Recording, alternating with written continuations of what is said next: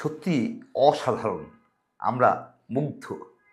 ২০২৫ সালের স্বাধীনতা পুরস্কারের জন্য সরকার যে ৮ জনকে মনোনীত করেছেন, তাদের প্রত্যেকের প্রতি আমাদের রয়েছে গভীর শ্রদ্ধা, গভীর ভালোবাসা। আমরা এই মনোনয়নকে স্বাগত জানাই।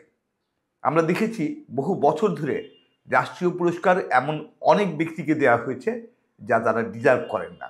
তাতে এইসব পুরস্কারের গুণগত মান যেমন নষ্ট হয়েছে, তেমনি এইসব পুরস্কারের প্রতি মানুষের আগ্রহ নষ্ট হয়েছে। বিশেষ করে বিগত 15.5 বছরে শেখ হাসিনার আওয়ামী ফ্যাসিস্ট সরকার রাষ্ট্রীয় পুরস্কারগুলোকে রীতিমতো প্রহসনে পরিণত করেছিল।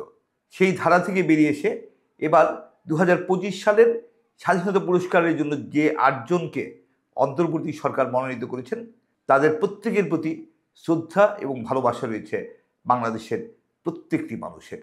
চলুন নামগুলো একটু দেখে নেওয়া যাক।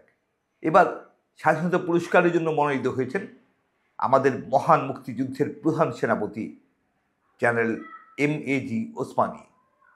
আরও আছেন বিজ্ঞানী অধ্যাপক জামাল নজরুল ইসলাম, ব্র্যাকের প্রতিষ্ঠাতা স্যার ফজলে হাসান আবেদ, লেখক ও বুদ্ধিজীবী বদরুদ্দিন উমর, কবি আল মাহমুদ, কেন্দ্রীয় শহীদ মিনারের অন্যতম নকশাকার নভেরা আহমেদ, পপ সম্রাট খ্যাত শিল্পী আজম খান এবং বুয়েটের শহীদ শিক্ষার্থী আবরার ফাহাদ।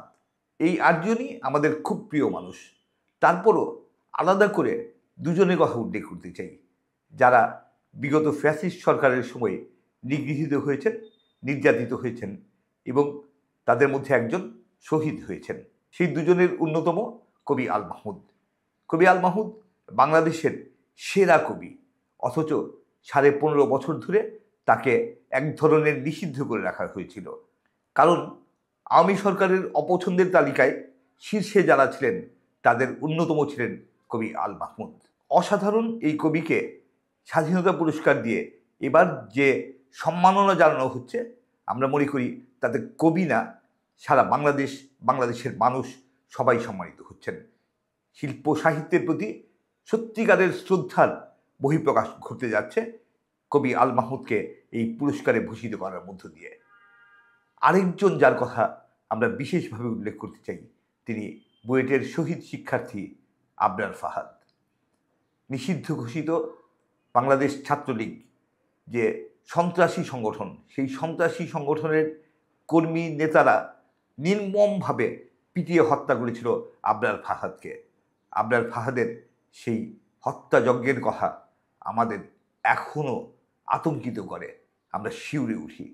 আবরার ফাহাদের প্রতি শ্রদ্ধা জানানোর মধ্য দিয়ে বাক স্বাধীনতার প্রতি, ব্যক্তি স্বাধীনতার প্রতি সরকার যে স্বীকৃতি দিল, তাকে আমরা স্বাগত জানাই। আমরা মনে করি রাষ্ট্রীয় পুরস্কার সত্যিকার অর্থেই গৌরবের, গর্বের বিষয় হওয়া উচিত।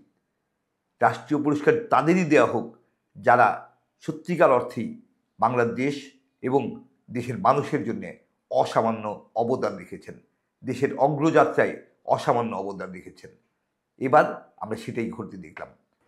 আমরা আর কোনো দিনই বাংলাদেশের রাষ্ট্রীয় পুরস্কার বা পদককে আর কোনো অযোগ্য, অথর্ব, তেলবাজ, চাপাবাজ, দলবাজ মানুষের গলায় দেখতে চাই না। আর কখনোই বাংলাদেশের পুরস্কার প্রহসনে পরিণত হোক, এটা আমরা দেখতে চাই না। এবার যে ব্যতিক্রম ঘটল, আমরা আশা করি এই ধারা অব্যাহত থাকবে সামনের দিনগুলোতেও। সামনে নির্বাচন আসবে, নির্বাচন হবে, নির্বাচিত সরকার রাষ্ট্র পরিচালনার দায়িত্বে আসবে।